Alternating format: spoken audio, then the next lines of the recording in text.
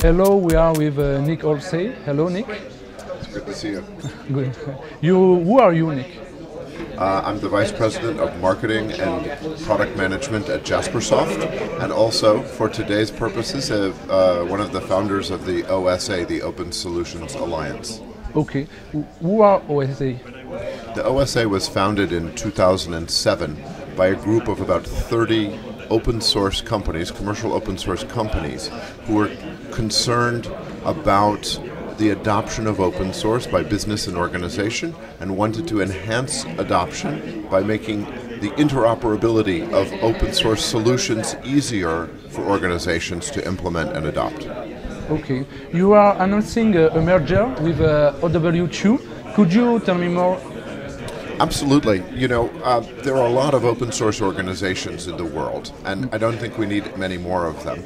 So as we look to grow our organization and expand the adoption of open source, we started partnering with other groups around the world. OW2 is very strong in Europe, also has a large chapter in Asia Pacific in China, and also in South America.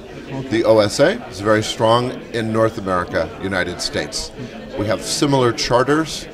We both focus on developing open source solutions in middleware and application layer, compatible organizations and charters, and it seemed natural to work closely together. And after a year of working together, we decided it makes sense to combine the two organizations. Okay. What are your vision of the future of organization, this merger, and in the future in general for your activity and activity of business intelligence? So, open source has really become mainstream. I think we've seen that here at the conference and certainly around the world. So, as new businesses and governments and organizations look to adopt open source, they want to turn to organizations that can help educate them, help provide them with safe and secure open source software, and work with organizations that are collaborating to ensure the advancement of the technology.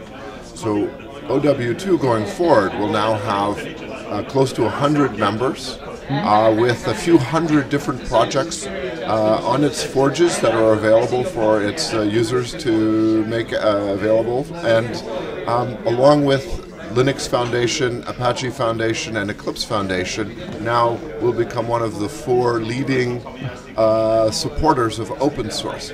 And each one of those organizations works at a different level. The operating system, the application server, the development environment with Eclipse, and now OW2 for middleware and applications. So it's interesting to see how it's all coming together in a very logical and consistent way. You take the place of the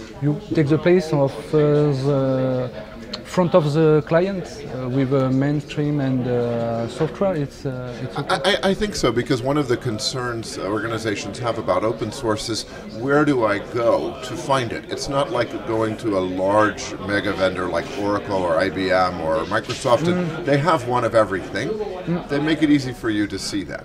So we see the OSA and the OW2 coming together as creating a kind of an easy front end or shopping mall for people to come to. Of course, it's free.